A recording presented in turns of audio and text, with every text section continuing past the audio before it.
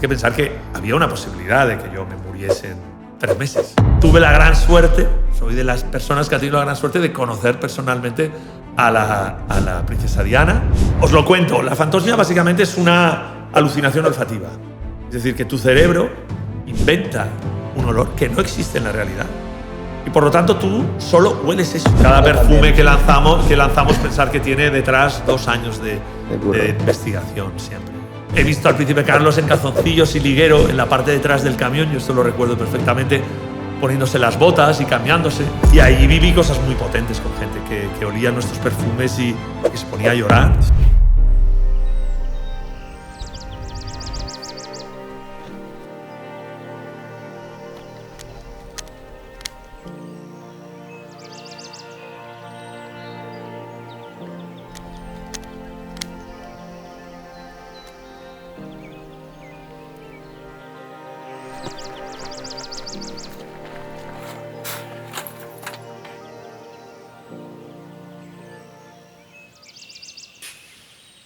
Pues bienvenidos a todos, esto es el episodio número 3 del podcast de Nibiru. Hoy traemos a un invitado especial, a un amigo de la familia.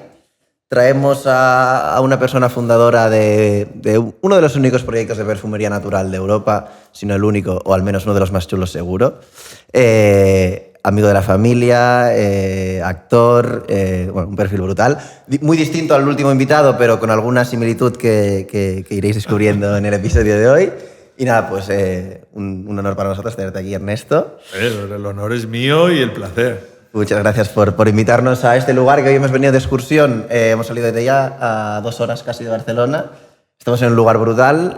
Bueno, cuéntanos tú un poco dónde estamos, por qué, quién eres y una presentación breve. Todo lo digo porque todo, si me soltáis, yo sí, ya no soy incontrolable. Hostia, acabamos de hacer una ruta muy chula. Cuenta un poco el contexto. Sí, bueno, estamos en Masflequé. Masflequé es un poco el cuartel general de Brava Nariz. Hasta ahora, como os decía, nosotros siempre hemos estado haciendo todas nuestras actividades, diseñábamos nuestras experiencias olfativas en las fincas que nosotros utilizábamos para recolectar de forma silvestre, por lo tanto, siempre de prestado. Y desde hace muy poquito, menos de medio año, hemos tenido la gran suerte de poder acceder a esta finca y de adquirirla. Y estamos, bueno, entre digamos, acojonados y muy ilusionados porque el proyecto es que se ha dimensionado totalmente de otra forma, ¿no? Y ahora, bueno, se abren muchísimas posibilidades.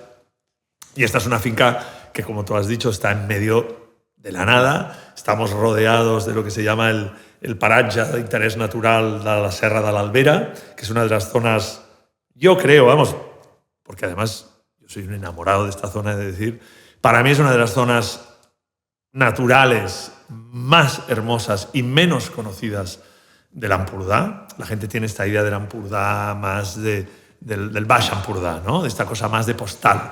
Esto es totalmente salvaje. Aquí en el norte no llevamos falda porque no. Pero quiero decir que estamos en los Highlands del Ampurdá y esto hace que el paisaje sea con una fuertísima personalidad, es muy seco, muy agreste, y estas condiciones extremas, digamos que sacan lo mejor, en el caso que nos interesa, de la vegetación y en especial de la vegetación aromática. Entonces, por eso el emplazamiento de Masflequé es totalmente estratégico desde el punto de vista de Brava Nariz, y después de una hermosura para mí, bueno, que salta a la vista, ¿no? Sí, sí. Nosotros veníamos con el coche conduciendo hasta aquí y ya era brutal lo que íbamos viendo, pero aquí la conexión aquí con las montañas, lo que decíamos de esta zona un poco distinta, ¿no?, a otros parajes de por aquí, es como mágico. Entonces, poniendo en contexto esto de la casa Masflequé, lo podemos conectar con el perfume y explicar qué es este proyecto de Brava Nariz. ¿Qué es Brava Nariz? Que me he olvidado. Claro. Bueno, Brava Nariz, que se inicia mucho antes de que apareciese este lugar donde ahora estamos, la idea de Brava Nariz básicamente era ayudar a la gente a reconectar con la naturaleza a través del olfato y a través de nuestros paisajes. Esto, si queréis, lo contamos luego, tiene que ver con cómo llego yo al mundo de la perfumería. Por mí lo puedes contar ahora. Que quizá Sí. es como... Vamos cronológicamente, Sí, si quieres. Vamos cronológicamente. Pues venga, vamos a hacerlo para que así la gente vaya entrando poco a Claro. poco y vaya entendiendo. Bueno, yo me he pasado 23 años de mi vida y de hecho yo considero que es mi oficio y ha sido mi carrera profesional como actor y creador teatral. Yo tenía mi propia compañía de teatro, aparte de hacer trabajos como actor en producciones de otros y sobre todo en televisión y en cine. Y mi proyecto, digamos, profesional y de vida era las diferentes compañías de teatro que he ido creando a lo largo de mi vida. Y de hecho, ya te digo, ha sido mi vida durante 23, 24 años. ¿Ahora está ya abarcado el tema del...? Sí, totalmente.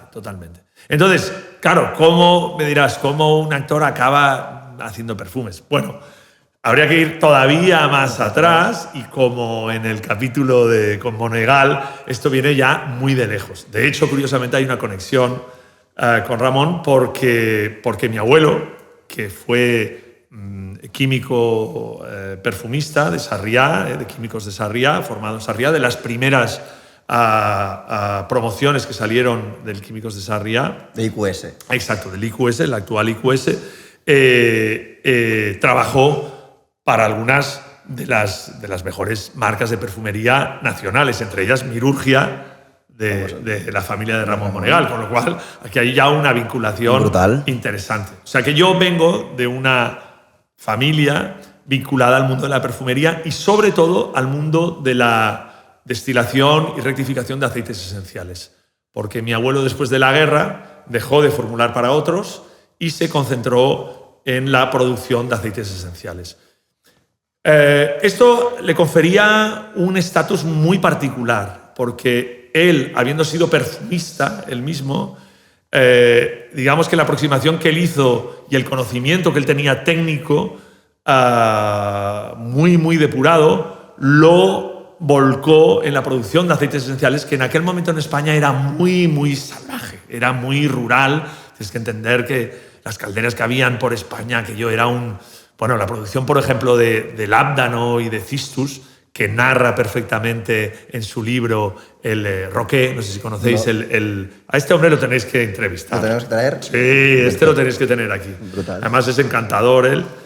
Pues en su libro, que se llama El buscador de esencias, me parece, él narra y explica perfectamente cómo eran estas recolecciones. Claro, estamos hablando de recolecciones que eran llevadas a cabo sobre todo por la comunidad gitana. Entonces, digamos que aquello estaba un poco desmandado, ¿no?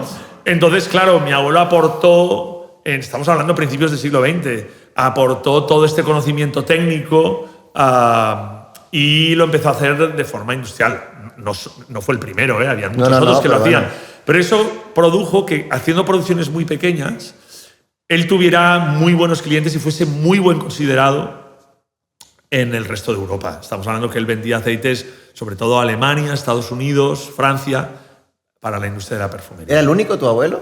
O sea, había mucha más gente. Perdón, la pregunta es, ¿a nivel de tu familia era la única persona vinculada? Sí. O sea, de hecho, la tradición perfumística empieza y se acaba en mi abuelo. O sea, tu padre no sigue con... Mi padre no sigue con el negocio.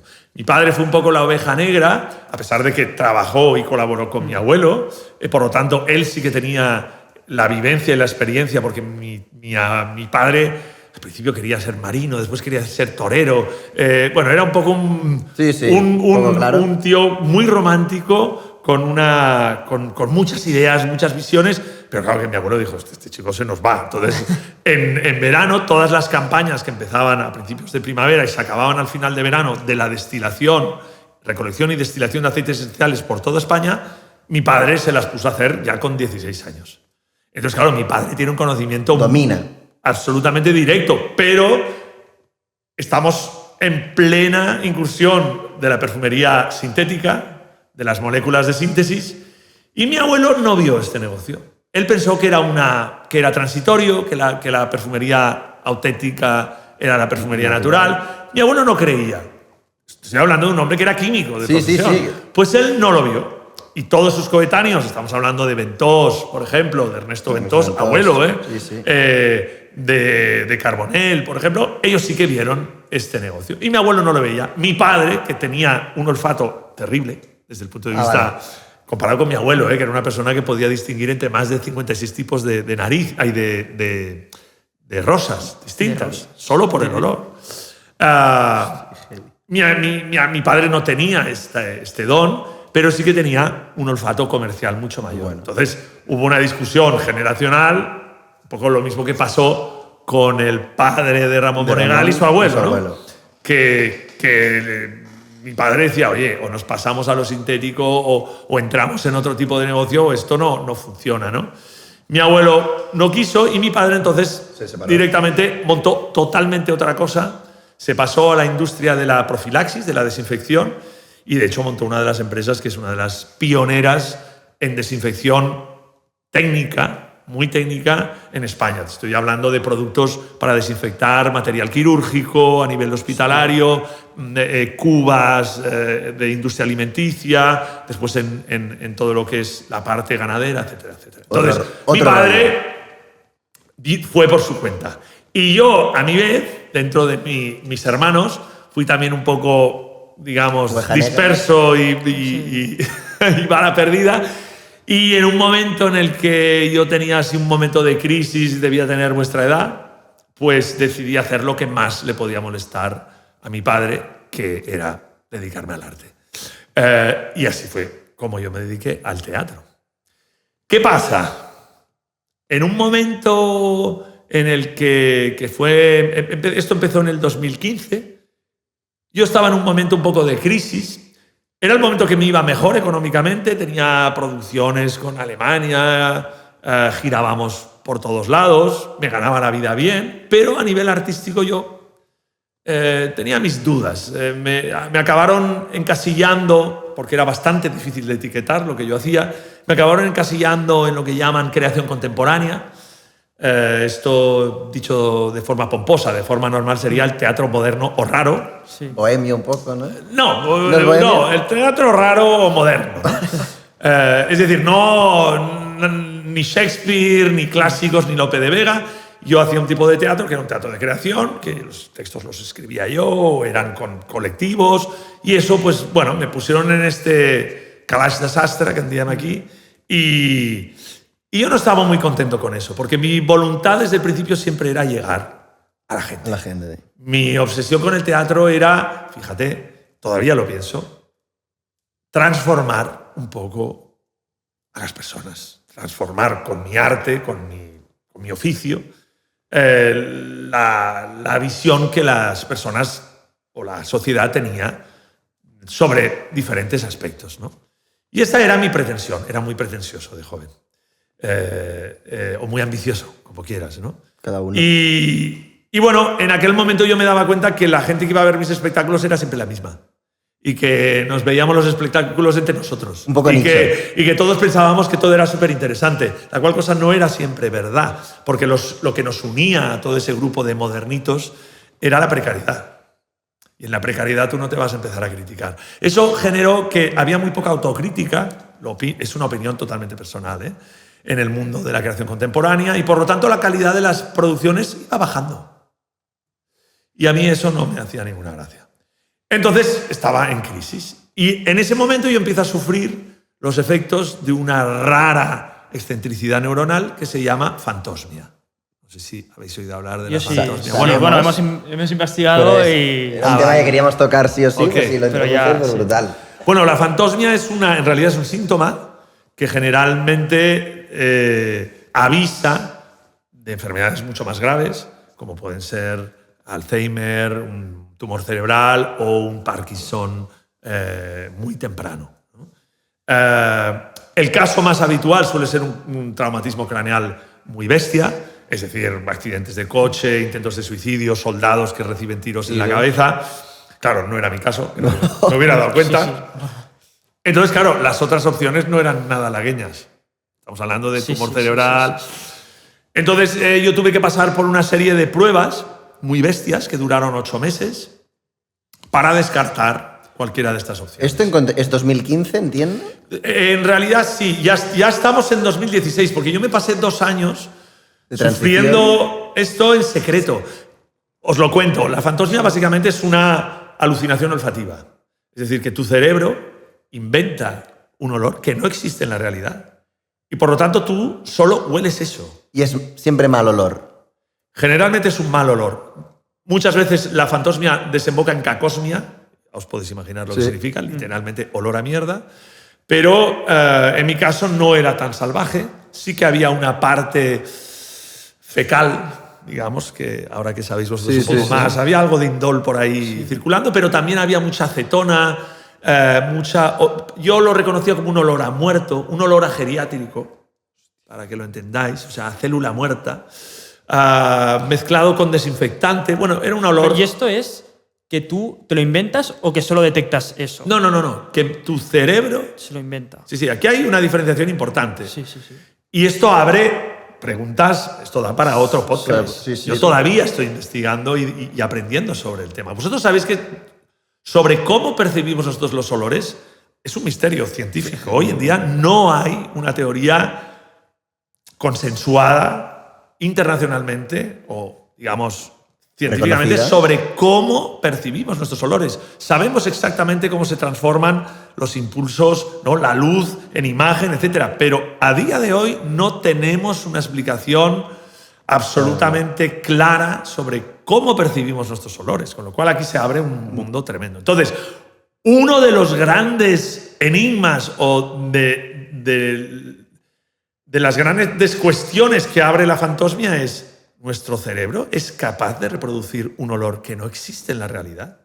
Por lo tanto, no es una percepción, es una alucinación. Sí. Sucede en mi cerebro, sin una señal externa. ¿Qué quiere decir eso? Que es una forma de pérdida total del olfato, es una forma de anosmia. Yo no olía absolutamente nada de lo que había a mi alrededor. Solo olía lo que mi cerebro generaba. Claro, eso me aisló totalmente del mundo, me aisló totalmente de mi familia, me aisló de la sensualidad de la vida. Porque a nivel práctico, ¿en qué dices? Me aísla, ¿pero por qué? O sea, Bueno, ¿qué es? yo a mí me encantaba cocinar, por ejemplo. Iba a decir. Me encanta cocinar. O sea, yo ya no disfrutaba, es que no podía cocinar. Y comiendo De hecho, tampoco.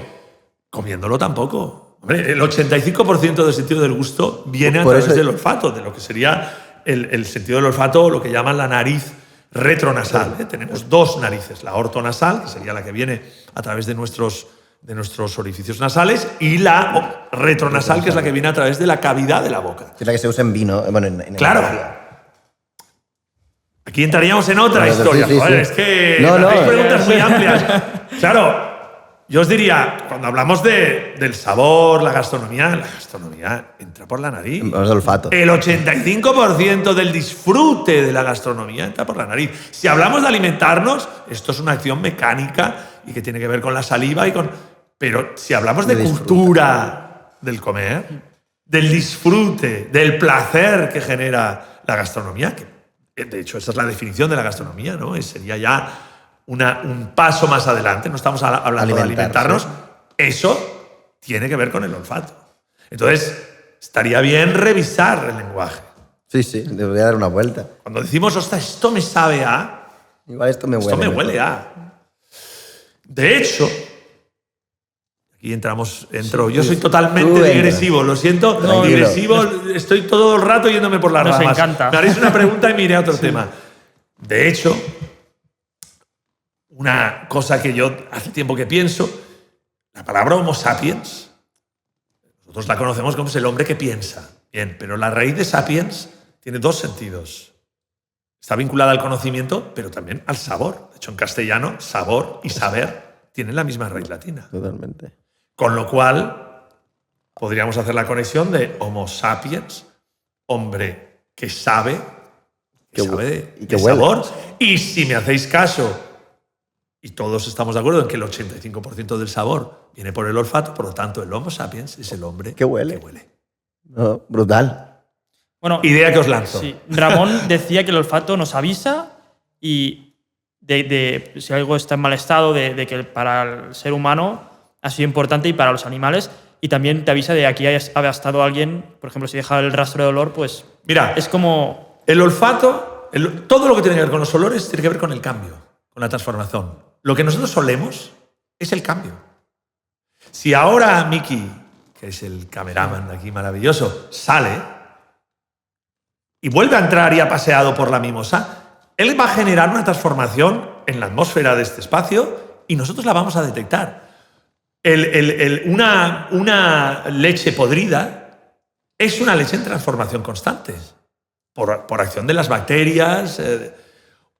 Lo que olemos es transformación, es cambio y la vida está en constante transformación. Por eso, Leo.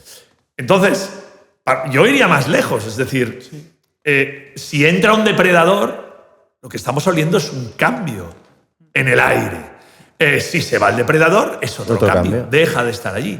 ¿Por qué nosotros no detectamos el olor del nitrógeno, del oxígeno, del metano? Porque es constante. El metano sí, porque es constante.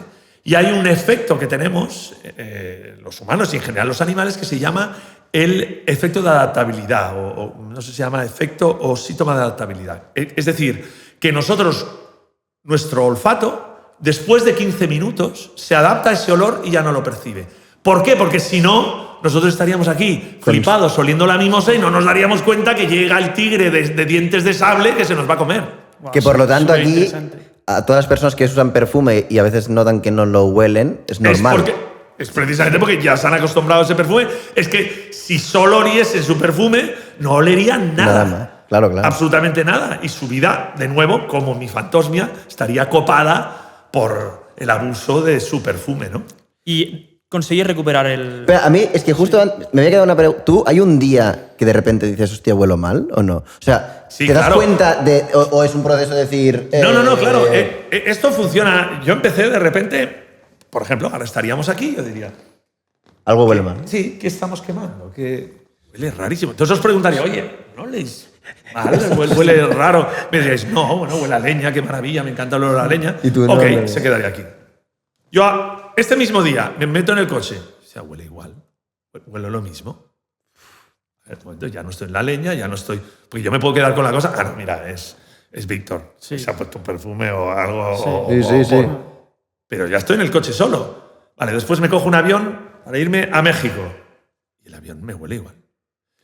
Claro, opciones. Soy yo. Porque a todo esto, preguntando a mi mujer, claro. oye, ¿tú hueles aquí algo raro? Imagínate en la cama con mi mujer. Oye, no, las sábanas no huelen... No, que no huelen a... No sé, no creo que hayamos cambiado el suavizante.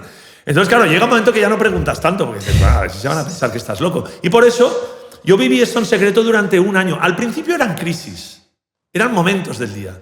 Acabó siendo desde que me levantaba hasta que me iba a dormir. Es una putada. Claro, pero ¿entendéis? Es algo que se vive muy en silencio, porque es que llega un momento que te cansas de decir a la gente, oye, no huele raro, que la gente dice, no.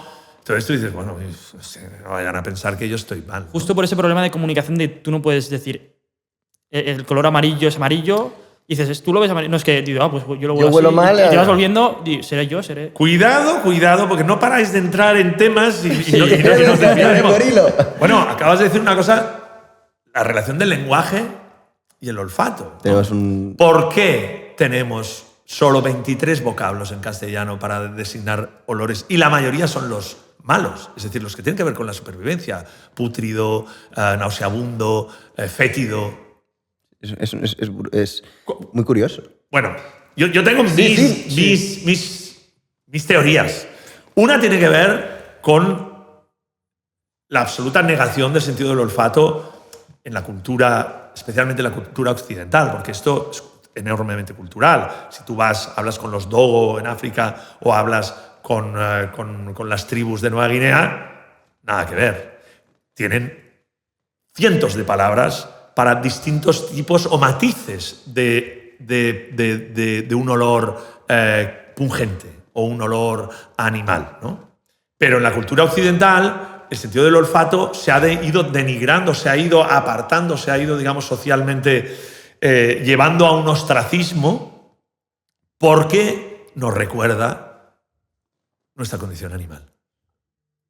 O sea, si yo ahora estoy en un café con vosotros, esto lo hacemos en un café, y os puedo estar mirando, no os conozco, no pasa nada, pero si yo me levanto y te huelo, me pegas un puñetazo y dices, tío, ¿Qué haces eso? Sí. Muy intrusivo, o sea, muy... Bueno, pero ¿cuál es el problema? Porque, oye, desde el punto de vista de conocernos y de entrar a Supongo que conocer… la costumbre, sí, ¿no? Si yo También. fuese homosexual y tal, oye, nos ahorraríamos mucho tiempo, ¿eh? Si Sí, nos sí, oliésemos sí. mutuamente antes de empezar a decir, hola, ¿qué tal? ¿Estudias? ¿Trabajas? Sí, sí. ¿Por qué? Bueno, porque estamos atravesando una barrera de lo humano al animal. Y eso no nos gusta nada. Llevamos Bien. desde el Neolítico haciendo un esfuerzo enorme por separarnos de la naturaleza, por creernos superiores, por hacernos más sofisticados. Y claro, el sentido del olfato nos recuerda algo que es muy cómodo, que es que hace nada, señores, que íbamos por el mundo oliéndonos los culos los unos a los otros. Sí, sí, Nada, literalmente. nada quiere decir nada desde el punto de vista evolutivo, una gota en un océano de años. Entonces, eso nadie le apetece recordarlo. ¿Entendés? No. Entonces, esta es mi teoría. Y eso ha afectado al lenguaje. Y después, desde el punto de vista filosófico, tenemos a Kant, tenemos a mucha gente que ha ninguneado el sentido del olfato. O sea, directamente ha dicho que no sirve para nada, desde el punto de vista científico no tiene ningún valor porque es enormemente abstracto y subjetivo. Sí, Entonces, bueno, digamos que eso ha hecho que no tengamos adjetivos, que no tengamos expresiones para el olfato, que no seamos capaces de describir un olfato bien, y eso genera todas estas confusiones, esta dificultad en comunicarse a través… Y a ti se te hace un mundo. Empiezas a estar… Perdido. Lo coges en silencio, porque no Claro, sabes cómo… Claro, porque ¿cómo de dónde explico viene. yo este olor que os hablo? Yo tardé mucho tiempo a llegar a esta descripción que os he hecho del olor de acetona, célula muerta. Sí, que O sea, es muy concreta ahora ya. ha sido todo un proceso, pero cuando yo empecé no tenía ni idea. Yo me decías, porque me acuerdo que me decían, ¿a qué hueles? No sé, huele raro, pero bueno, no huele bien. ¿Y en qué momento empieza la solución a este problema? También. Bueno, hay solución. ahora nos vamos acercando, bien, Sí. ahí. No, sí, va sí. reconduciéndome. Acoto. Os aviso, que se me va la olla. Se me va la olla. Bueno, entonces, ¿qué pasa? Vale, fantástico. Doy negativo en todas las pruebas. No me voy a morir mañana. Genial, señor neurólogo, pero ¿cómo hago yo para sacarme esto? O sea, en esos 8 meses yo me obsesioné con el mundo del olfato. Leí todo lo que podía leer, recuperé de la biblioteca de mi abuelo todas las lecturas que habían científicas sobre caminos neuronales, lóbulos olfativos, aceites esenciales, etc. Haces un máster gracias a tu Me hago un enfermedad. máster, además soy una persona muy obsesiva cuando quiero saber algo. Entonces me compré toda la bibliografía que había al respecto y me puse, lógicamente, tenéis que pensar que había una posibilidad de que yo me muriese en 3 meses. Podía ser, sí, Por- podía no, ser. pues- Totalmente. Entonces, bueno, pues Un poco empezar a decir, sentado. vamos a entender qué es lo que me está pasando, ¿no? Entonces, todo dio negativo, perfecto, no te mueres mañana, pero ¿cómo hago yo para sacarme esto? Es decir, en estos 8 meses yo me di cuenta de hasta qué punto el sentido del olfato era vital para nuestra supervivencia, tú antes lo has hablado, una leche agria. Esto me pasó. Nunca te pasaría a una persona con un olor sano. Claro. Una leche pasada, tú haces así, antes de beberla ya has detectado Ya estás de que arcada, está mala. Pues yo le di 2 sorbos, porque es que ni siquiera notaba. Pero el incluso sabor. con los El sabor. sorbos tampoco. Incluso con los sorbos te podía parecer más o menos bien. Claro. Yo os voy a hacer una prueba, si queréis hacerla. Cerráis los ojos y os doy una fruta a probar. Pongamos que es una manzana. Con mucha suerte tú detectarías uno de los 6, 7, digamos, notas que existen desde el punto de vista de sabor, que sabéis que no hay más, Sí, sí. está el agrio, dulce. Y tú puedes decir, hombre, detecto cierta acidez, pero no tendrías ni zorra idea, perdón, de que se trata de una manzana. Igual por el tacto Perdona, te he más. dicho con los ojos cerrados Y la nariz. pero quería decir con la nariz tapada. ¿Vale? Si tú esto lo haces de repente con la nariz abierta, ¿qué Ojos. sucede? Que entonces tú sabrías si es una golden, una reineta, tú sabrías si está madura o si está verde. Aquí es donde está la información. O sea, toda la información que tiene que ver con el placer. Y aquí es donde tú empezarías a hacer asociaciones y dirías, hombre, esta manzana, me acuerdo de los otoños en el campo de mi tía, que cogía las manzanas del campo. Por eso yo hago mucho hincapié en que el olor es un sentido que nos conecta de forma muy poderosa y muy íntima con el placer y con la sensualidad de la percepción del mundo. Por eso, perder el olfato te empobrece enormemente tu percepción de la vida. Y eso es algo que yo me di cuenta de forma, digamos, algo traumática en aquellos 2 años. Entonces, claro, yo le dije al médico, oiga, yo no puedo vivir así. O sea, mi vida se está empobreciendo. Yo estaba realmente un poco perdido, aislado, ¿no? de mi entorno. Es depresivo. No llegué allí porque soy una persona Que bastante... lo sacas de donde puedes, ¿no? Bastante entusiasta. Pero bueno, sí, iba un poco perdido, sinceramente. O sea, estaba bastante fastidiado. Y entonces me dice, bueno, muy sencillo, tú puedes entrenar a tu cerebro a separar la alucinación olfativa de la realidad. ¿Esto un médico en concreto te lo dice? Sí. Ahora no te sé decir el nombre porque no lo he vuelto a visitar. Porque ¿Le he solucionado? Bueno, más que nada solucionó el tema y era en plan, bueno, vale, ahora que va bien tampoco quiero saber mucho más, he de confesar. Pero bueno, en su momento la verdad es que me ayudó muchísimo porque yo dije, hombre, pero esto se puede hacer. Y sí, tú puedes entrenar a tu cerebro, igual que entrenas, si fueras un niño de 3 años sería rapidísimo. Una persona adulta de ya 40, pues bueno, va a ser más complejo, pero puede suceder. Entonces, bueno, ¿cómo se hace esto? Haciendo olfacciones conscientes, metódicas, todos los días. Primera hora de la mañana, última hora de la tarde. Vale, pero ¿qué huelo?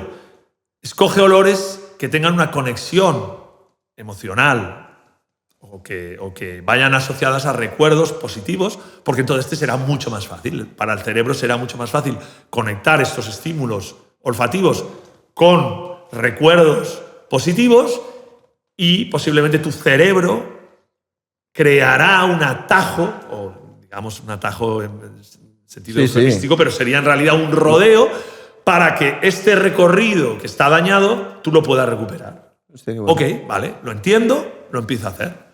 Primer mes, yo vivo en el Ampurdá desde hace 30 años y siempre, una cosa que hago siempre desde que vivo aquí es que a primera hora me doy un paseo.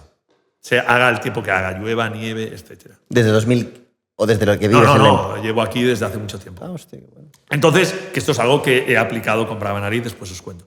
Y entonces, en estos paseos, yo lo que añadí fue, pues oye, cojo una rama de romero, empecé con el romero, porque el romero y la lavanda serían los olores que más me conectan con mi abuelo y con las plantaciones de espliego, de lavandín grosso que tenía en la zona de Cuenca, en Guadalajara, etc. Y entonces, bueno, insisto con esto, primer mes nada, segundo mes nada, y al cuarto mes, un día, yo cogía siempre una rama, olía. Bueno, fue como si me pegaran un puñetazo, pero no en la nariz, en el cerebro. En el cerebro, o sea, fue como algo absolutamente... fue muy fuerte. Me caí al suelo, me puse a llorar. Sí. O sea, fue como si alguien me sacara un tapón. En el paseo, largo tiempo, digamos, ahí obturado. Y solo. Y con el recuerdo empezaron a llegar muchos otros recuerdos olfativos. Es curioso, sí, qué burrada, es curioso que el romero, y esto está demostrado científicamente ahora, la olfacción de romero aumenta nuestra capacidad de memoria. De hecho, ahora se está utilizando en terapias para demencia senil, en Alzheimer, etc. Y es curioso que justamente el romero es una de esas plantas donde la cultura popular ha acertado de lleno, como pasa también con el ciprés. Por ejemplo, el ciprés es un gran antidepresivo. ¿Dónde encontramos los cipreses? En la cultura mediterránea. En los cementerios. En un cementerio no vas bailando la porque conga, conecta, ¿no? Hay una cuestión visual, estética, que es la que todo el mundo asume, ¿no? Porque conectan lo terreno con... Pero eso lo podrías decir de muchos otros árboles, que son más altos que el ciprés. Sin embargo, el ciprés resulta que la olfacción del aceite esencial del ciprés tiene un efecto antidepresivo brutal. ¿Esto es científico? Sí, científicamente probado. Qué brutal. Entonces, yo no creo que sea casualidad que desde hace milenios se estén poniendo cipreses en los cementerios, donde va la gente con el ánimo por los suelos. Sí. Bueno, pues el romero, de hecho hay una cita en Shakespeare, en Hamlet, de Ofelia, que dice, esta es para ti una rama de romero que es buena para el recuerdo. Os lo digo porque fue justamente el romero el que consigue destapar y generar un rodeo neuronal para recuperar mi sentido del olfato. Entonces, al romero le sigue el cantueso, la resina de pino, el lentisco, la siempre viva, planta a planta, yo fui recuperando mi sentido del olfato y planta a planta fue como me fui dando cuenta de hasta qué punto nuestros paisajes mediterráneos, los que conocemos, olían maravillosamente bien.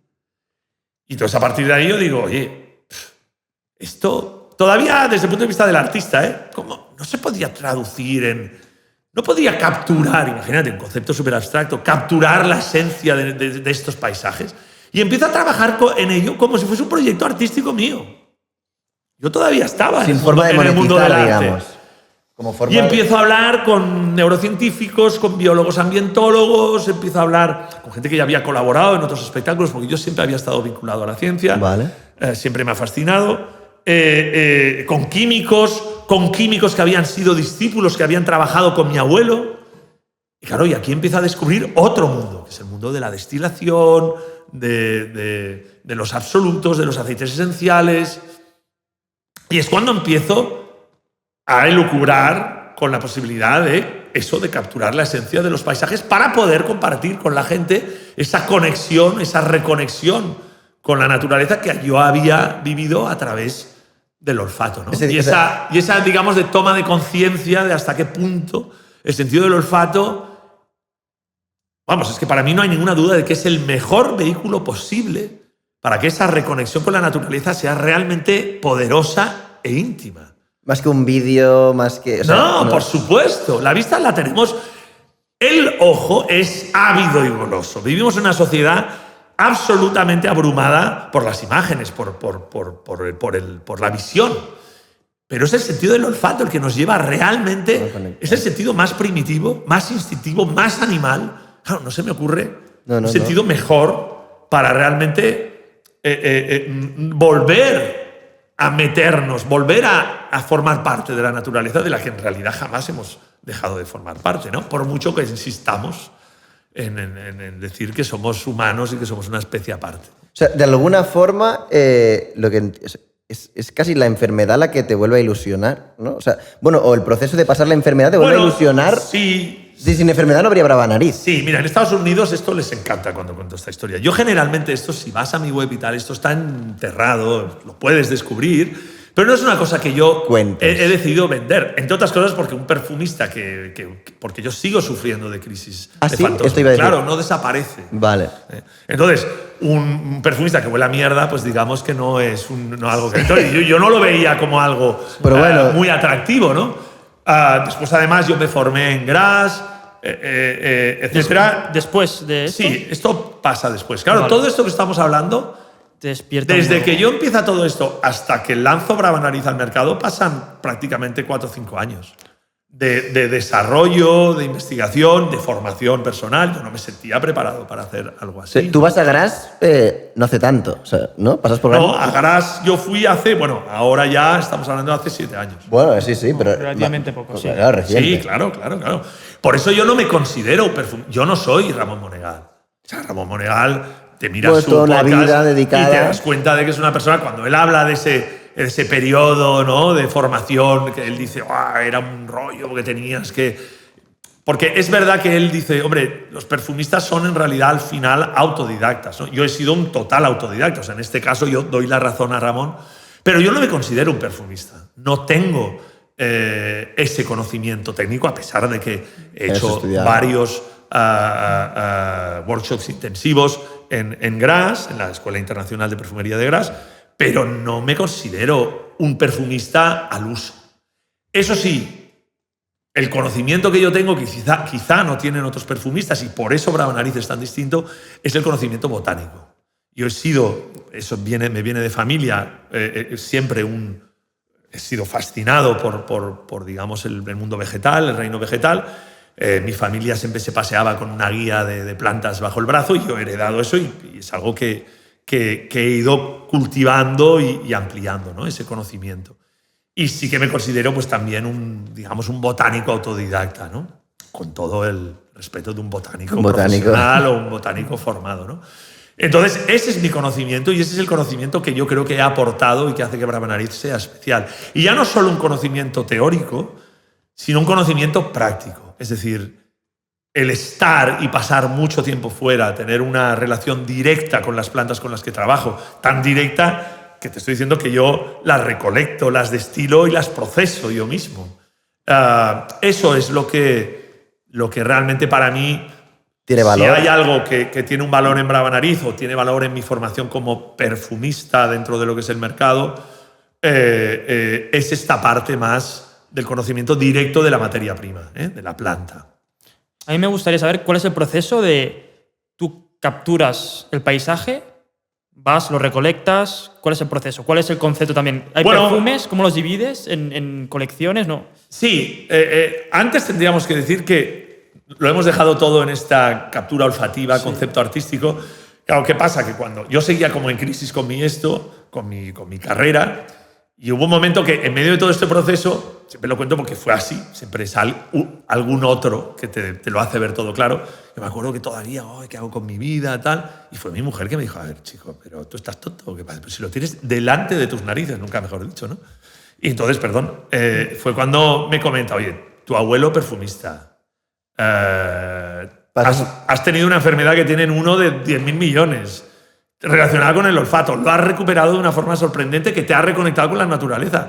Chaval, es que si no lo haces es que eres tonto. O sea, tú lo que tienes que hacer es montar una marca de perfumes con tu concepto y con tu idea, ¿no? Y aquí es donde, ostras, ¿qué me dices? ¿Tú crees? Sí, puede ser. Empiezo a preguntar y bueno, parece que la cosa, que no hay nadie que haga esto. Había una marca que era una marca que para mí ha sido un referente, que se llama Juniper Rich, americana, que ahora ha dejado de hacer tanto perfume, se dedica más a otra cosa, pero que hacían algo muy parecido a lo nuestro. En Europa no había nadie y es cuando empezamos con esto, ¿no? Entonces, la primera, para mí, pregunta era, ¿vale? ¿Puedo hacer perfumes de recolección silvestre sin cargarme el equilibrio de los paisajes que yo tanto amo? Y aquí es donde empieza todo un proceso de investigación, en concreto con una bióloga, ambientóloga vinculada a los parques naturales de toda esta región, que se llama Sandra Sauramas, que hicimos un estudio de 6 meses súper intensivo, estudiando toda la flora aromática de la región, haciendo un censo de las plantas aromáticas, de su estado, etcétera, etcétera. Esto ya me hizo una criba enorme. Es decir, vale, tú puedes recolectar estas plantas, estas plantas, estas plantas. El resto tienen que ser de cultivo. Porque si no, estás hablando ya de plantas que están... Te cargas el paisaje. Exacto, ¿no? Entonces, en cambio, de todas estas plantas no hay ningún problema, se pueden hacer en estas medidas y creamos lo que nosotros llamamos nuestro protocolo de recolección sostenible, o sea, de recolección silvestre sostenible. Es un protocolo que no existe, creo, en el mundo. O sea, somos la única marca que tiene este protocolo. Entonces se patenta. Y este protocolo es el que nos marca... No se puede patentar. Tú no puedes patentar un proceso que tiene que ser siempre igual, pero precisamente la recolección silvestre o la captura olfativa se caracteriza por ser siempre silvestre, distinta. Sí. Porque depende de las condiciones climatológicas, etc. Esto lo explico después. Entonces, con este protocolo nos marca, digamos, las pautas, las directrices a seguir, y esto incluye todo un monitoraje de todas nuestras acciones, etcétera, etcétera. Bueno, esto es todo otro mundo que tiene que ver con la parte más técnica de cómo Brava Nariz. Y de ahí yo generé un proceso, que es lo que llamamos captura olfativa, que es todo el proceso creativo que hacemos antes de sentarnos a formular. O sea, antes de lo que Ramón se sentaría y diría, venga, voy a hacer un perfume, ¿no? Entonces, todo este proceso que llamamos captura olfativa, básicamente se divide en 3 estados distintos. Uno sería el conocimiento del paisaje que queremos capturar, y esto supone tiempo. Un paisaje no huele igual en otoño que en invierno que en verano. Esto es obvio, pero lo que la gente no sabe es que las plantas no dicen lo mismo a primera hora de la mañana que al mediodía que por la tarde. Igual que tú. Yo si te hablo contigo antes de que tomes el café me das un tortazo. Después del café ya eres una persona más amable, ¿no? Pues las plantas exactamente lo mismo. Después de una noche de mucha humedad, esa planta está obsesionada capturando nutrientes porque lleva 2 meses de sequía. No está... Digamos que su concentración, su inversión no está en hacerse sexy y maravillosamente sensual, que es lo que tendría que ver con el olor. Su concentración está en captar nutrientes, entonces no está por oler bien, digamos, ¿no? Entonces, esto influye mucho y es muy importante entenderlo. Por lo tanto, para entender olfativamente la personalidad aromática de un paisaje, hay que estar y conocer ese paisaje en todas las estaciones del año y a diferentes horas del día. Y eso ya supone un año. Claro. Una vez has entendido cuál es la estación del año y el momento del día más propicio para recolectar, se inicia lo que llamamos la recolección, el proceso de recolección. Y este proceso se repite tantas veces como sea necesario hasta encontrar la captura olfativa que realmente reproduce las sensaciones y las emociones y las notas olfativas que ese paisaje a ti te ha producido en esa estación del año, en ese día concreto, a esa hora. Y después estaría el proceso de formulación, en el que esa captura olfativa que deviene lo que nosotros llamamos un referente olfativo literal, sirve para yo sentarme y empezar a formular. Ese es el proceso más frustrante que existe, porque nunca en el laboratorio vas a poder reproducir lo que la naturaleza produce en su hábitat. En su hábitat con un nivel de azar, con un nivel digamos, azaroso muy grande, ¿no?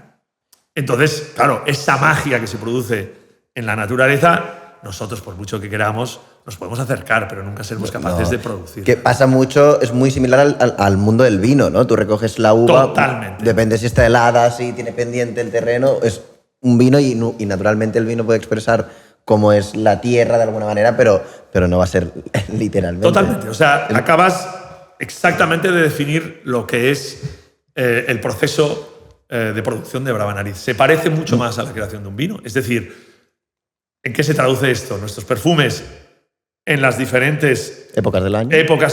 Producciones que hacemos, siempre, nunca serán iguales. Y en esto nos diferenciamos totalmente de lo que es la producción industrial o comercial de perfumería. Nuestros perfumes son cada lote absolutamente únicos. La formulación es la misma. El público en general percibe exactamente lo mismo y Bosch siempre huele a Bosch y Muga huele a Muga. Pero una nariz un poquito más entrenada detectaría pues, una serie de sutilezas que son distintas. Como el mismo vino de 2 añadas. Como el vino de 2 añadas. De hecho, Ramón ya decía que incluso en la perfumería sintética, que puede llevar perfumería sintética, los perfumes no son iguales. Es decir, él decía, un perfume mío de un lote, digamos, a un otro, no va a ser igual del todo. Bueno, nunca van a ser iguales. Y después hay un elemento muy importante, que está la maceración. El portador del perfume. Es decir, cada persona tiene aparte. su sello químico. Claro, cada epidermis tiene su capa bacteriana, su pH neutro, y todo eso transforma a su vez el perfume, ¿no? Por eso, por ejemplo, una de las grandes, no voy a decir mentira, pero una de las grandes construcciones del mundo de la perfumería es la cuestión del género. No existe, es una falacia.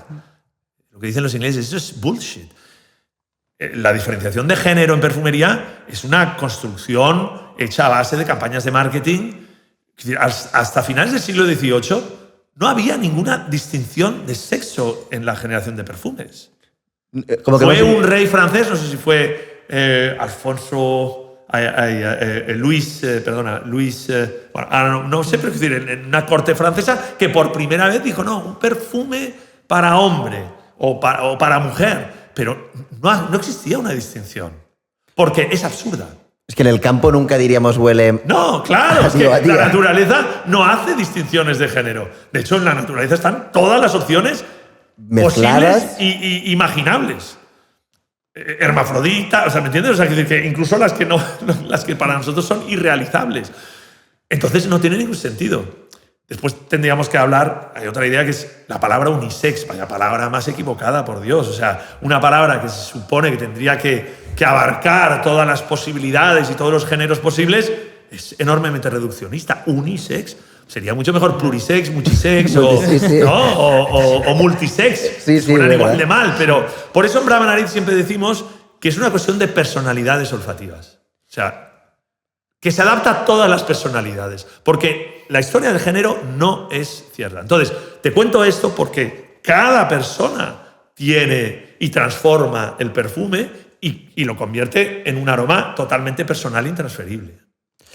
Entonces, lo que te decía Ramón, a la variabilidad de las materias primas usadas en el perfume, que van variando lógicamente con las producciones, tienes que añadir además la personalidad aromática del portador.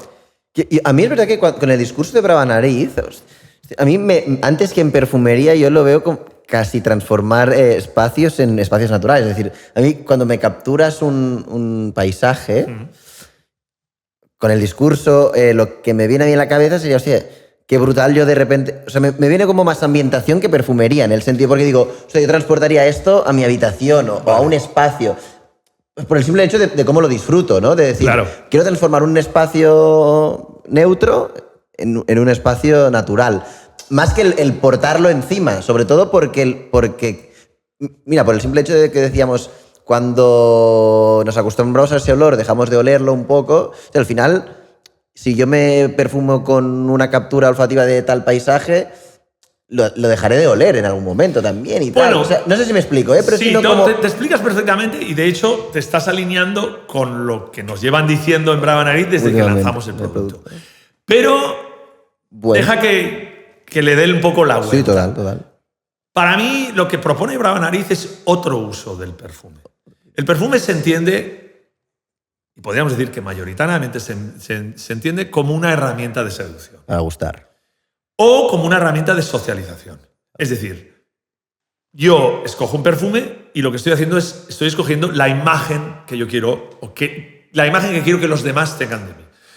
En el mundo de la perfumería, además, a través del marketing, se ha asociado, si te fijas, todo el mundo conoce Chanel número 5, pero muy poca gente me sabría decir qué plantas están utilizadas o qué moléculas de síntesis han utilizado. ¿Por qué? Una, porque dimeximetol, enoximetil, lo acabo de inventar, pero no suena muy sexy. Y segunda, porque al final lo que tendrían que decir es que la lista de sintéticos es enorme y las plantas son 4. Y eso no vende. Entonces, ¿qué vende Chanel? El amor, seducción. Son conceptos totalmente abstractos. Y eso es lo que te están vendiendo. Y son conceptos que tienen que ver con la imagen que tú das. No con las particularidades de lo que hueles o a qué te conectan. Digamos que la perfumería comercial o la perfumería incluso de nicho, pero la perfumería en general está enfocada más a son perfumes hechos para seducir a los demás. Brava Nariz propone otra relación, otra experiencia olfativa, que es un olor que está hecho para conectar y para reconquistarte a ti mismo. Son perfumes para reconectar contigo y con tu entorno. Entonces, desde este punto de vista, igual tú entenderías distinto por qué yo te recomiendo que te lo pongas encima. Porque, lo que estás provocando es una relación contigo mismo, es una relación de disfrute, de sensualidad con tu propio olor, y otra de conexión a un paisaje, en este caso mediterráneo, si vives en el Mediterráneo, o del paisaje en el que tú vivas, ¿no? Entonces, desde este punto de vista, para mí la ambientación... Yo soy bastante contrario a la ambientación, te tengo que decir. Porque yo siempre cuento la misma anécdota, pero yo me acuerdo durante el COVID que la gente se obsesionó un poco con esto. Y como la gente se quedaba en casa, se empezaron la ambientación a venderse a saco. Ostras, para mí era un poco chocante. Yo que vivo en el Ampurdá, iba a Barcelona, me acuerdo una vez en primavera, y esperaba, en una casa barcelonesa, los típicos olores esos de la Barcelona en verano. Y oye, me acuerdo que entré en una casa de unos amigos y yo parecía que estaba en Yakarta, ¿sabes? O en una isla, en Java Island. O sea, era como una cosa y dices, oye, me he equivocado de ropa, tendría que haber venido con pareo y sandalias. Entonces, es un momento que dices, un momento, ¿qué estamos haciendo? O sea, choca mucho, ¿no? Yo he venido aquí a Barcelona, pero todo me huele a ¿me entiendes? Sándalo y todo eran vainillas y cardamomo. Y dices, bueno, perdona, pero si esto no es de aquí. Entonces, lo que te intento decir es que la ambientación a veces parece que es un intento de escapismo social. Total. Que cuadra con la cuarentena. Parece que queremos oler a ese verano o a ese viaje que nunca hicimos o que hicimos hace mucho tiempo. Por lo tanto, es una forma de evasión. Entonces, la ambientación pensada como una forma de evasión la entiendo perfectamente, la respeto perfectamente, pero no es una filosofía muy Brava Nariz, porque lo que te está proponiendo Brava Nariz es lo contrario, es conéctate a la vida. Es que no sabemos a lo que huele la vida. No tenemos ni idea. Pero ni idea. No la tenía yo cuando empecé. Y ahora tengo un poquito, pero me queda mucho. La vida huele muy bien. ¿A qué huele la vida? Y incluso cuando huele mal, es enormemente interesante y nos da muchísima información. Te voy a poner un ejemplo. Muy bestia. No vas a encontrar una sola compresa o salva slip que no esté perfumada. Incluso cuando dicen que no lo están, lo está. Cuando la regla en una mujer huele raro, no voy a decir mal, huele distinto, te está dando información. Algo no va bien. Algo no va bien. Si no huele mal. Huele a sangre, hierro, minerales.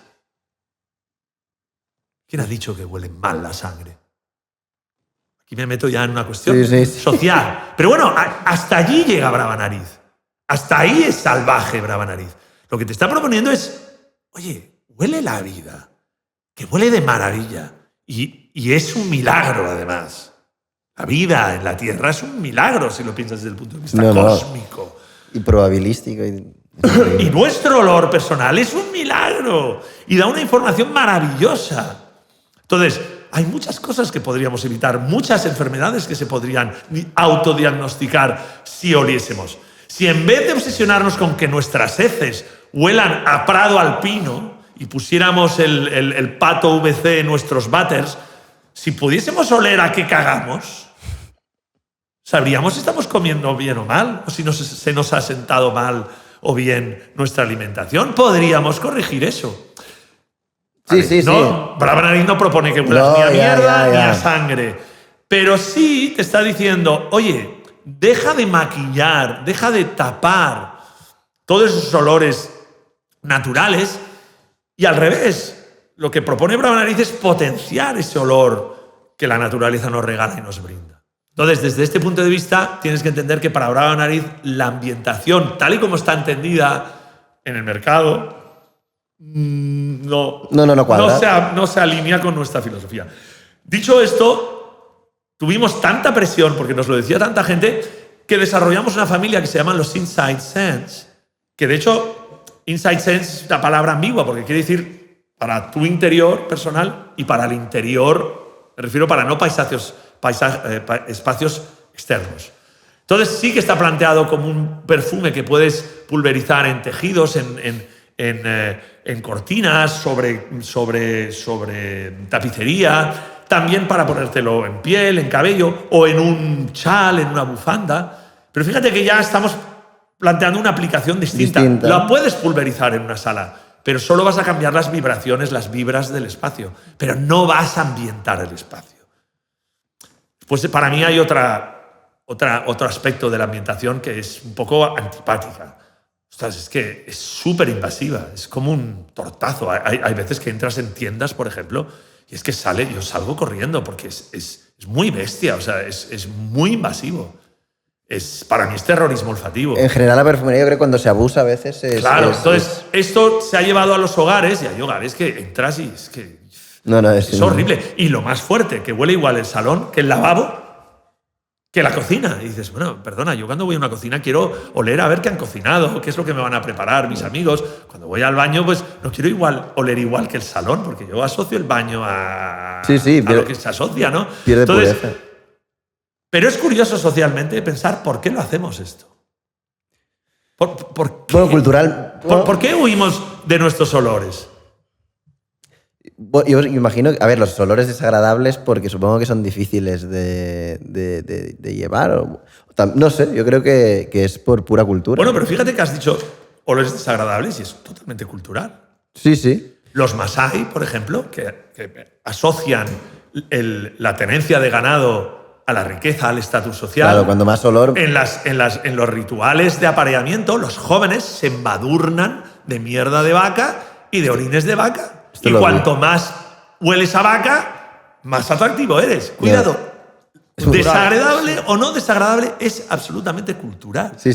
Pero por eso, insisto, ¿por qué consideramos que muchos olores que no tienen por qué ser desagradables en nuestro físico los hemos considerado desagradables. Esto en comentarios, que la gente opine un poco. Bueno, a ver. claro, oye, ¿qué opinen? ¿Qué opinen? A ver. Pero ahí hay toda una abertura enorme, que ya entro en un aspecto muy sociológico y cultural y político. Y político. Mira, voy a lanzar algo atrevido aquí.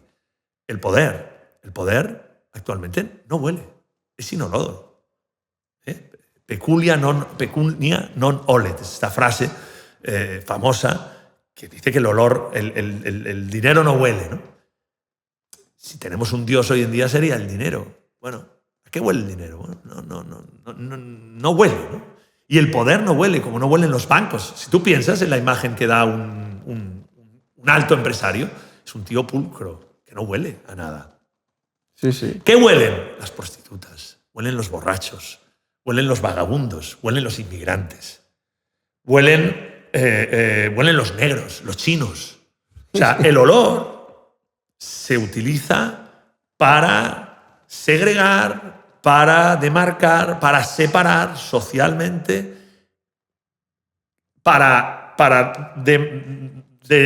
digamos, sí, como clasificar a nivel hacia de abajo. clases también. Cuidado con el olor, Muy heavy. cómo se utiliza en nuestra sociedad. Y, También- perdóname, y los perfumes inciden directamente en esto.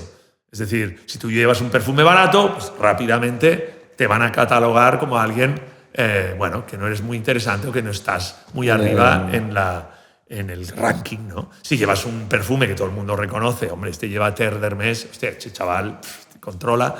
¿Entiendes? O Sí, sea sí. y esto se utiliza en el mundo del lujo y en el mundo de la perfumería y es la razón number one por la que la perfumería es un negocio absolutamente rentable.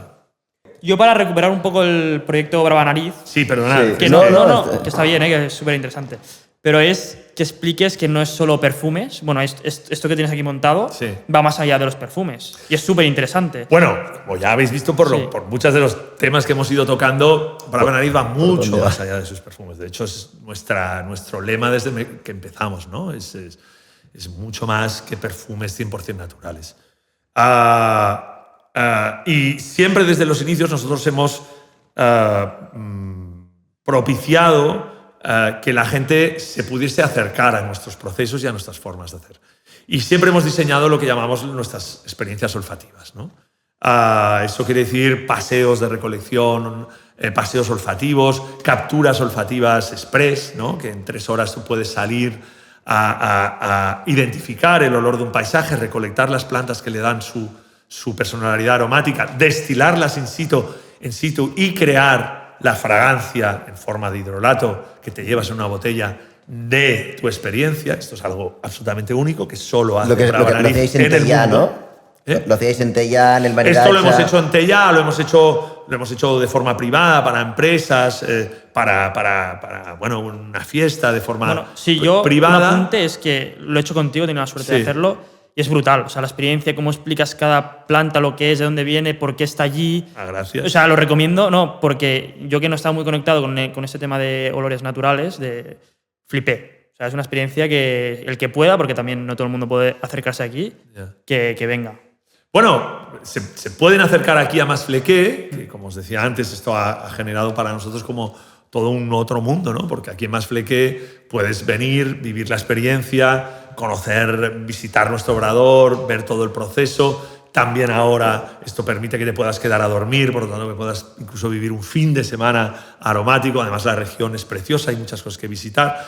O sea que Masflequé ha abierto un abanico de posibilidades enormes, siempre en torno a lo que sería una experiencia olfativa, siempre en relación a la naturaleza y al entorno y al paisaje, ¿no? Entonces, bueno, ahora mismo Brava Nariz está creciendo a este nivel, digamos que estamos realmente apostando por esta parte más vivencial, de experiencia, y Masflequé pues es nuestro buque insignia y es el proyecto ahora, bueno, que me tiene en realidad también más ocupado y más ilusionado. Seguimos, por supuesto, produciendo perfumes totalmente únicos, radicales, salvajes, a través de nuestra familia de 6, que son nuestros limited editions, que cada año generamos 1 o 2 perfumes. Yo soy bastante lento, ¿eh? Cada perfume que lanzamos, pensar que tiene detrás 2 años de investigación siempre. Y bueno, y después están nuestras familias ya absolutamente clásicas, que son los Landscape Scents, Bosch, Muga y Cala. Tienes los Inside Scents, de los que he hablado, que sería nuestro perfume para el hogar, con muchas comillas, porque, bueno, como he explicado, tiene otra relación. Y están nuestras colonias, la de Romero y Lavanda, que son absolutamente nuestro bestseller. Las aguas de Colonia, ¿no? Son las aguas de Colonia que tienen... Sí, bueno, los Inside Scents son unas aguas de Colonia también. Y la Romero y la colonia Romero y la colonia Lavanda son nuestras colonias. Ahí hay una diferencia de concentración bastante importante. Con las colonias estamos entre un 8 y un 10. Con los Inside Scents, que serían aguas de colonias, estamos entre un 5 y un 8. Hablo de un 5 y un 8 porque nosotros trabajamos, y esta es una particularidad de Brava Nariz, con tinturas de planta recolectada de forma silvestre y con hidrolatos de planta recolectada de forma silvestre. Si queréis, después entramos en esta cuestión más técnica de qué es un hidrolato y qué es una tintura. Pero esto convierte a especialmente nuestras aguas de colonia y nuestros perfumes de gama alta en productos totalmente exclusivos. Es decir, que ya prácticamente nadie en perfumería trabaja con tinturas y hidrolatos. Piensa que para bajar el grado alcohólico de cualquier colonia, que me digáis, se hace con agua del grifo, del polígono industrial donde se fabrique. Nosotros no utilizamos jamás agua. Es siempre hidrolato. Hidrolato puro por destilación de arrastre de vapor. Y además utilizamos para las destilaciones agua de la fuente manantial ahora de esta finca, que tenemos la suerte, es uno de los motivos por los que escogimos este emplazamiento, porque tiene una fuente lamentablemente ahora seca. ¿Y cómo a nivel negocio crees que vais a ir mucho más por la experiencia, ahora que tenéis más Flecker y tal? ¿Crees que Brava Nariz va a ser más importante las experiencias que el producto? Bueno, mira, has hablado a nivel de negocio, Brava Nariz, desde siempre, su propuesta es tan radical que digamos que el mercado nos dejó entrar con una amabilidad y una simpatía maravillosa, que eso no suele pasar. Es un mercado de mucha competencia donde la gente no te deja pasar, ¿no? ¿Qué pasó? Nosotros proponíamos algo tan absolutamente único que no teníamos ninguna competencia.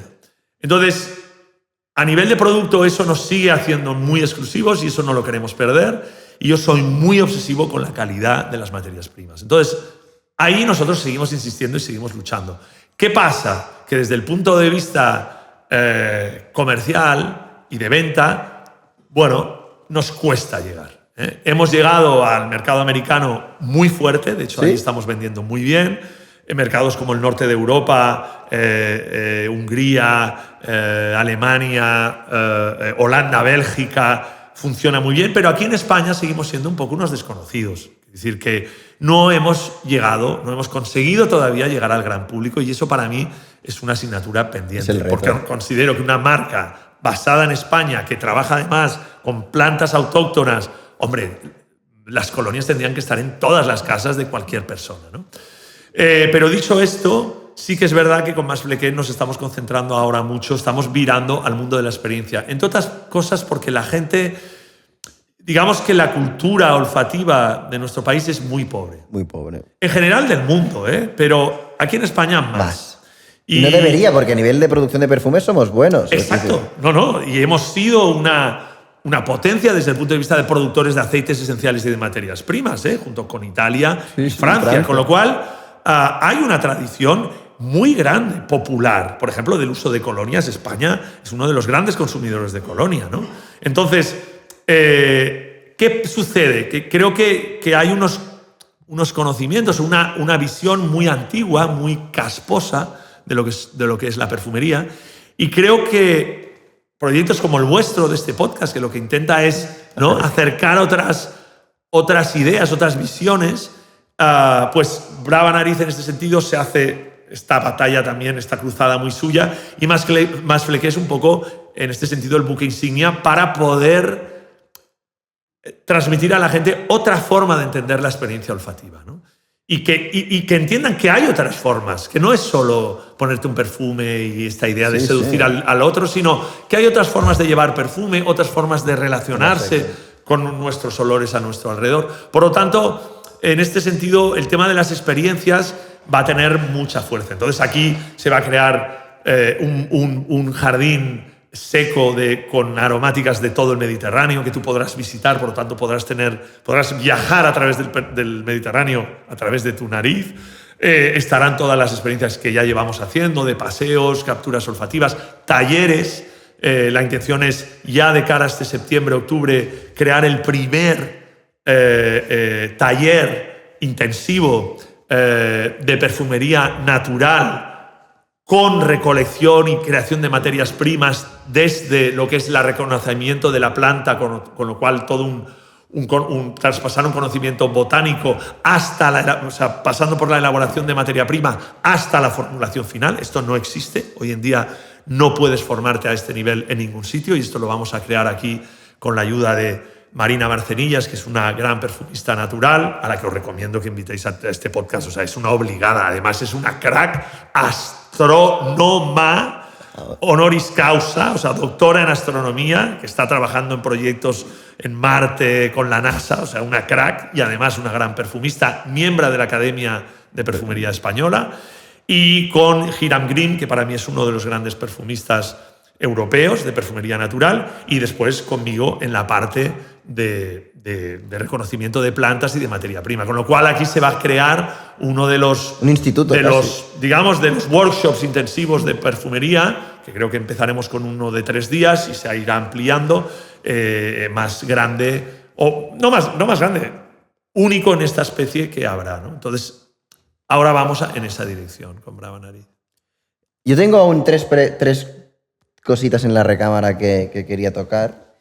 Hay una que la introduciré ahora porque si no, no sé cuándo va a dar lugar.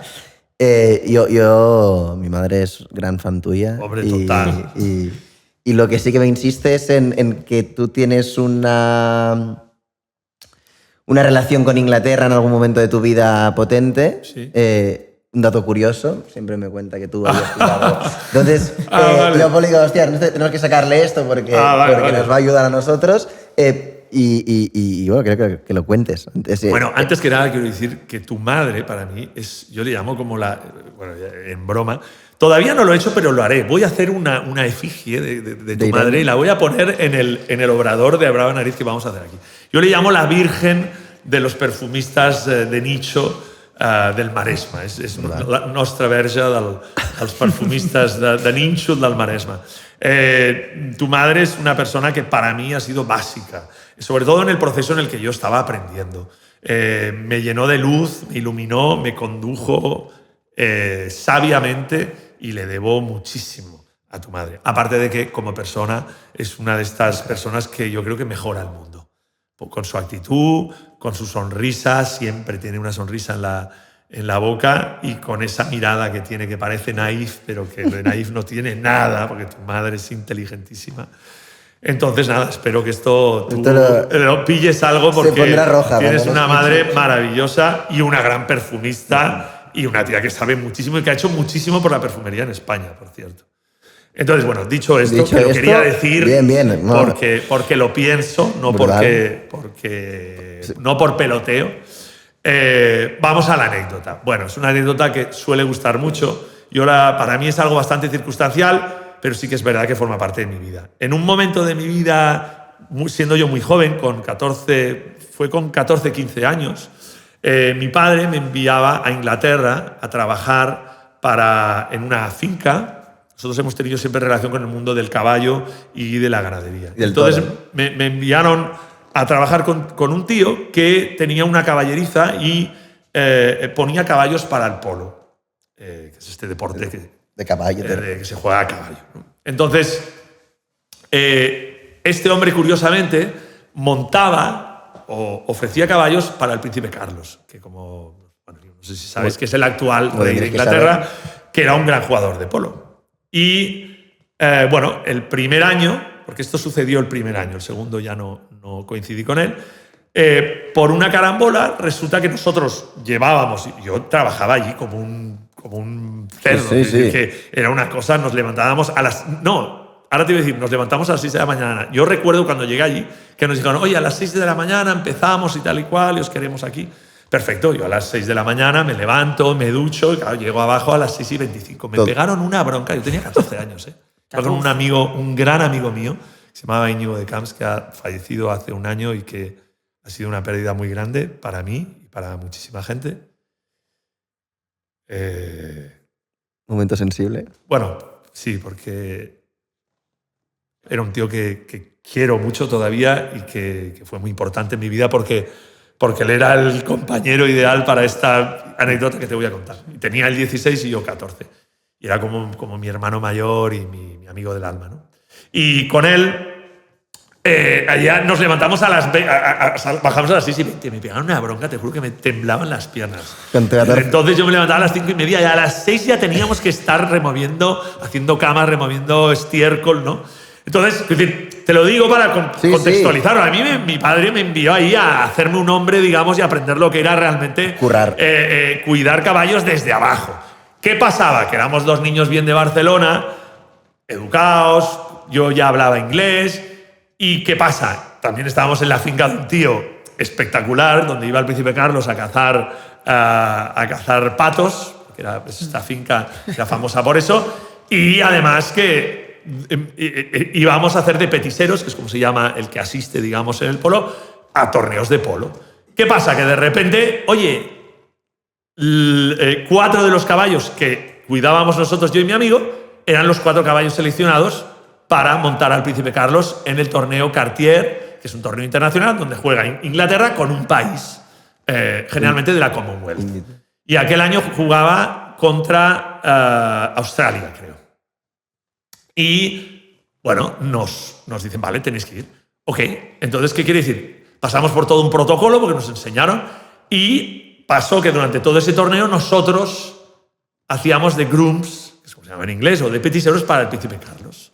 Entonces, bueno, esta es la anécdota, que yo he visto al príncipe Carlos en calzoncillos y liguero en la parte de detrás del camión, yo esto lo recuerdo perfectamente, poniéndose las botas y cambiándose.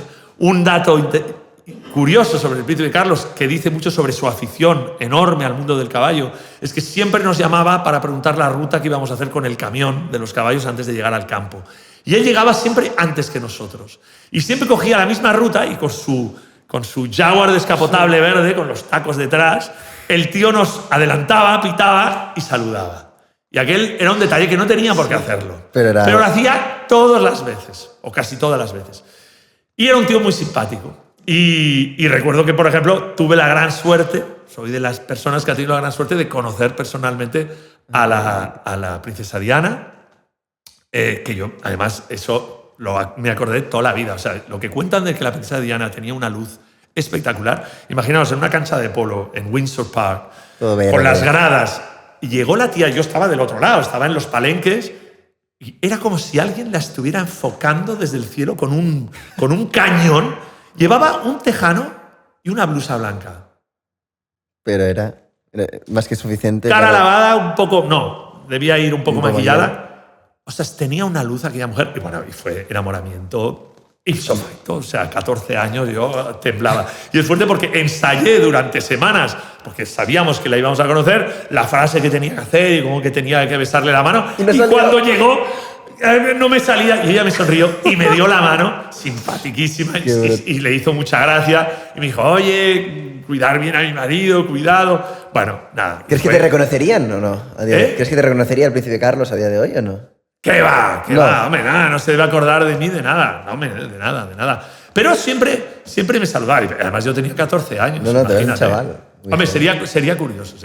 Y bueno, y esta es la anécdota. Y en ese mes pasaron muchas cosas. También hubo una historia muy divertida, que es que hicieron una fiesta un tío, miembro de la aristocracia, donde estaba invitado también el príncipe Carlos. Y el tío hizo 20 corderos. Y hizo un concurso de asado argentino. Y cada grupo de petiseros tenía una hoguera enorme y tenía sus elementos y asaba un cordero. Y después se puntuaban. Invitó a no sé cuántos de cientos de personas.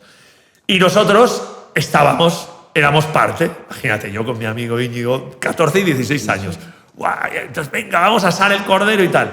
Y veíamos que nuestro cordero pasa una hora, tenía un aspecto, todos los demás parecía crudo, y el nuestro cogía un color, brillaba nuestro cordero. Y nosotros diciendo, ¡buah! ¿Qué pasa? Y habían unos colegas, que eran amigos nuestros, que se llamaban El Negro, imagínate ya los nombres, un argentino, que no paraban de reírse. Che, ¿viste cómo tenés el cordero? Che, esto es español, esto es gallego, ¡buah! ¿Cómo sabes?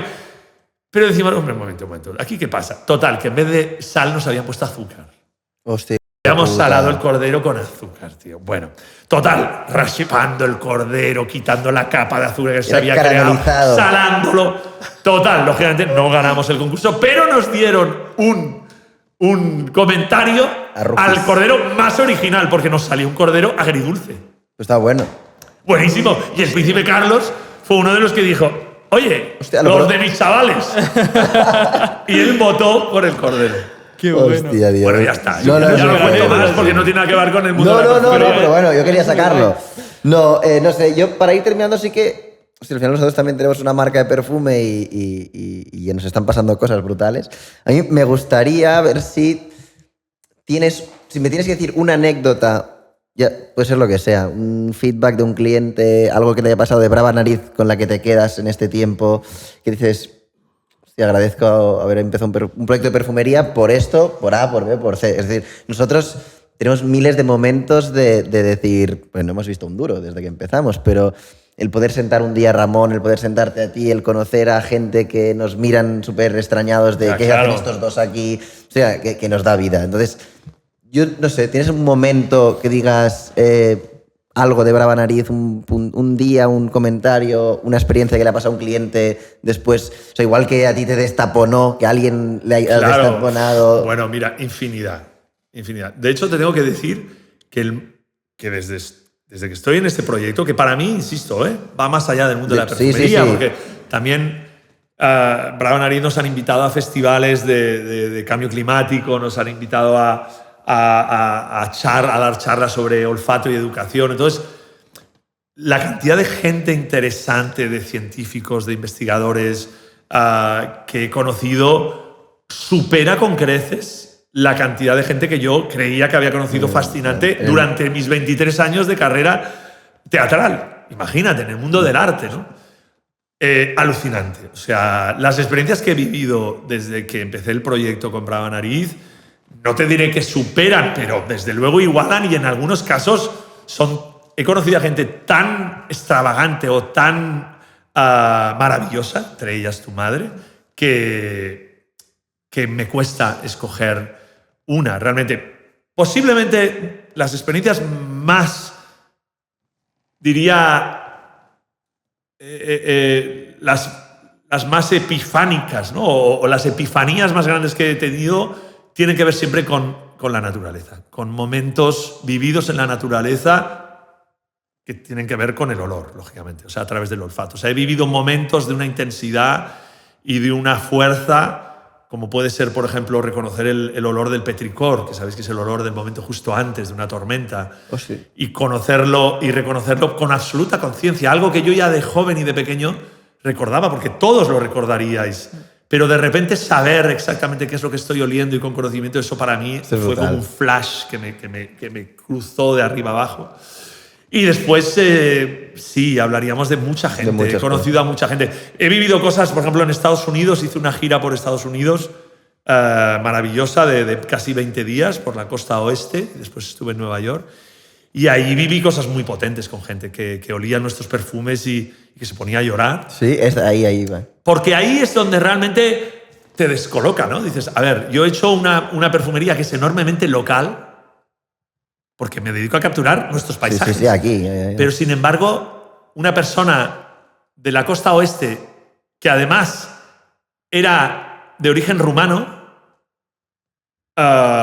me dice, es que esto me ha transportado a mis veranos en casa de mi tía, que era una mujer, que era una ramallera, una medio, pues una especie como de terapeuta natural de o bruja. Natural, ¿no?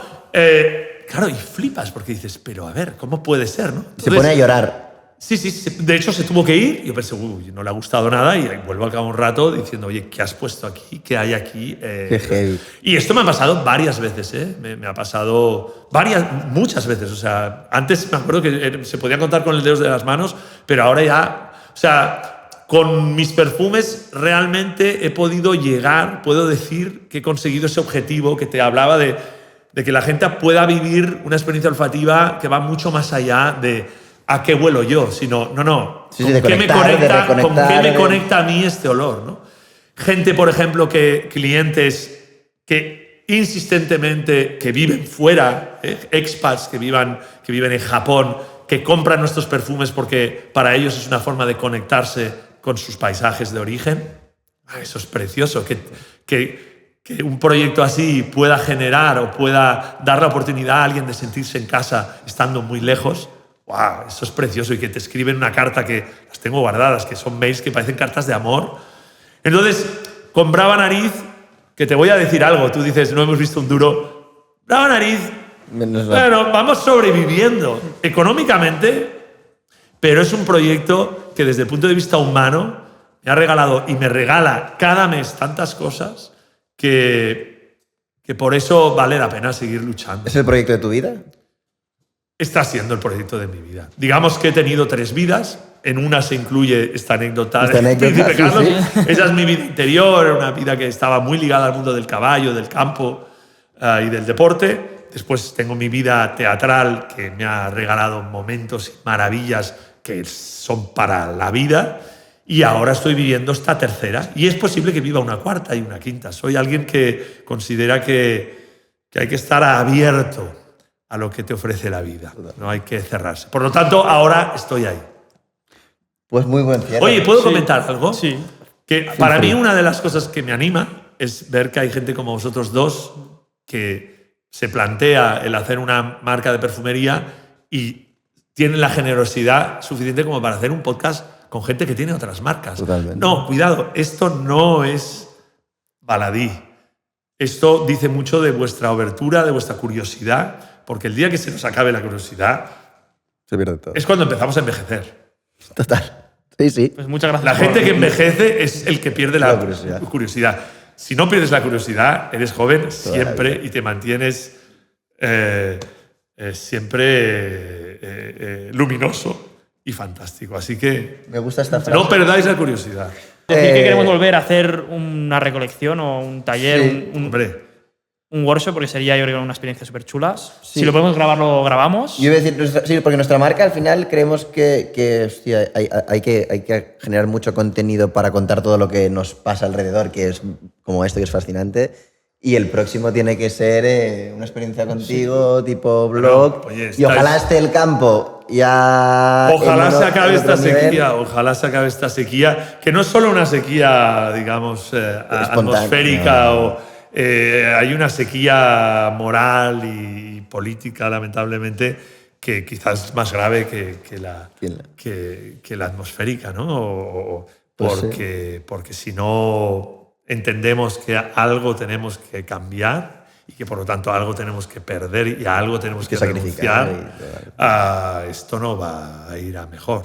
Que podrá llover, Pero no sí, se trata de eso, se trata de muchas más cosas. qué uso hacemos del agua, cuán responsables nos sentimos y cómo nos posicionamos frente a este cambio climático, o yo llamaría emergencia climática, porque el cambio climático es un eufemismo para hablar de... Estamos a 2 de febrero. De la sexta extinción. A 2 de febrero. Estamos a 8 de febrero, 9, hace calor, es increíble. Es increíble. Es muy fuerte. Pues nada, al final invitar a todo el mundo que quiera igual conocer Brava Nariz o pasar una experiencia, pues puede visitar tu web, ¿no? Exacto, a través de la Creo web. que aún ya estás abierto, ya pueden venir aquí a dormir. Sí, nosotros ya hacemos paseos, hacemos actividades, lo que todavía no tenemos, porque estamos todavía en obras, es toda la parte de obrador y de laboratorio, que estará a partir de ya para verano, pero nosotros ya estamos haciendo experiencias, paseos, y ya se pueden venir a alojar aquí en los apartamentos, que es una cosa también maravillosa. Como que estamos aquí y ¿no? es Este es uno de los... Espectacular. Este es el loft, llamamos, es el loft. Podéis dormir aquí si... Exacto, si os podríais apetece. venir y alojaros aquí con nosotros. Y nada, O sea que ya está. os dejaremos aquí la web de Brava Nariz. Ahora ya podemos decir que comentar y suscribiros, ¿no? Sí. Y nos vemos en el siguiente. Muchas gracias. Chao. A vosotros, ha sido un placer.